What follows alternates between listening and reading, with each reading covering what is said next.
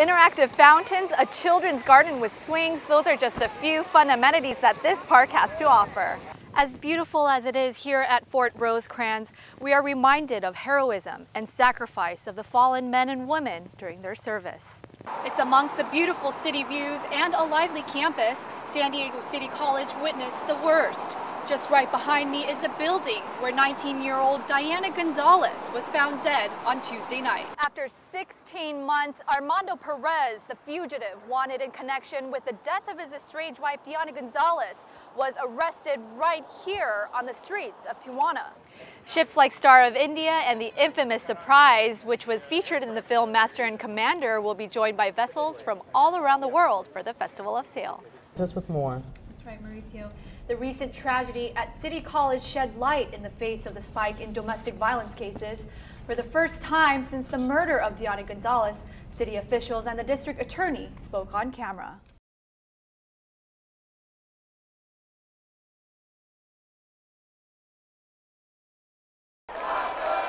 It was a night filled with chants and cheers, anticipation, and victory. Businesswoman Lori Zaff took home the win, replacing outgoing city councilwoman Donna Fry. It was a really, long campaign and a hard-fought battle.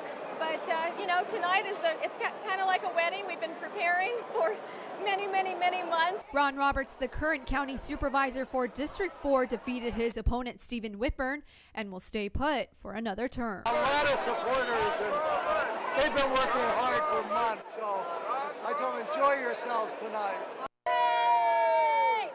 Bill Horn, who ran against Vista City Councilman Steve Gromke, will be joining Roberts representing District 5.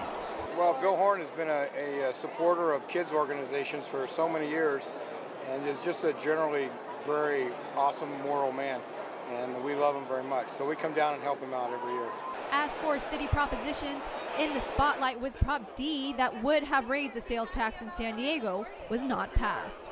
Do not expect some magic wand to come along to stop these cuts. There will be cuts in the budget. It's going to happen. Well, I'm disappointed. I think we were very honest with the public and letting them know what cuts we would have to make. We have to go back now and produce a budget that takes into account we have a $72 million deficit and make those cuts. Meantime, Sanders says while the budget cuts are still unsolved, he is impressed to see the voter turnout, which only shows that people are out there caring about the community and its changes.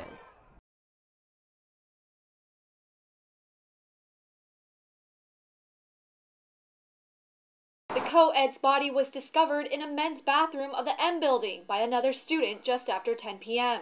When he went inside the bathroom, he noticed a body of a person. He did not know at that time if it was a man or a woman on the floor. That prompted him to run outside, and he notified a teacher who in turn called 911.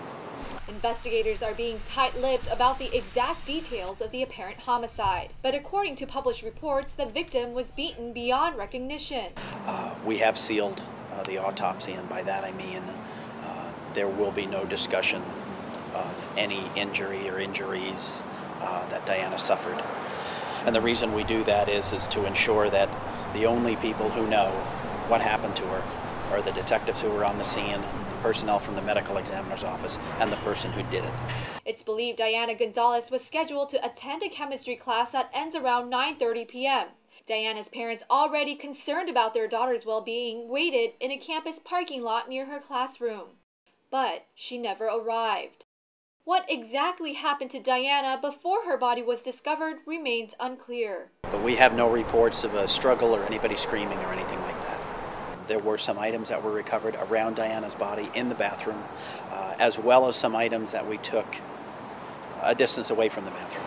And I think, as most people know, we recovered an item of clothing kind of in the quad area in the middle, and we recovered some items from a trash can that was not particularly close to the M building. We don't know if the items that are from the trash can belong to Diana. However, to be careful, we did take those, and we'll try to piece together whether they were hers or not.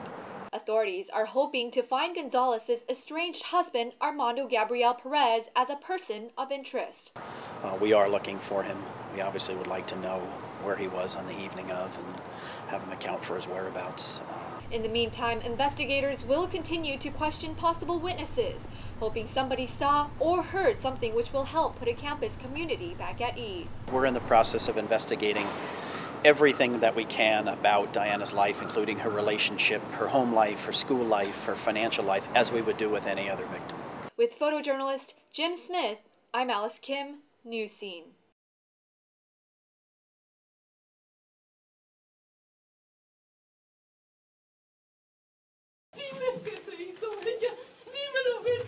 The emotional confrontation comes after the victim's mother, who was not expecting to come face to face with her daughter's alleged killer.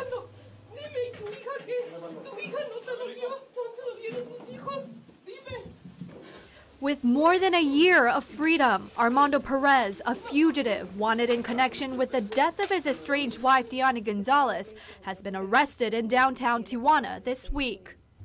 His arrest made front-page headlines in almost every newspaper sold in Tijuana. The images show a leaner and bruised Perez. Police say he fought hard not to give up the free life he had for months. Gente que teníamos nosotros de civil, undercover, ahí lo localizaron. Es un hombre joven de 37 años, bastante fuerte. Se resistió a que lo detuviéramos. Hay fronteras en Tijuana. Hay muchas situaciones, pero para los criminales no hay fronteras. Y para ellos se les hace fácil venir o ir. Entonces los policías, las agencias de seguridad de California y las de Tijuana y Baja California, tenemos que trabajar muy cercanos y con mucha comunicación. Cops say he had 8 to 9 different living locations and was working as a DJ, a mechanic, and a carpenter to survive. Tijuana authorities continue to follow tips of Perez's whereabouts, eventually leading them to his favorite clubs and a taco joint. Entonces pusimos gente de inteligencia en los tacos, pusimos gente que para empezarlo a buscar, y el día sábado, aproximadamente a las 2 de la mañana, tuvimos la información que estaba por la Avenida Revolución y que iba a cobrar un dinero cerca de la calle Séptima y Revolución. A case with no closure for 16 long months. Questions can now be asked and answered as first steps to recovery can be made to make up for the loss the family had to accept on the tragic night.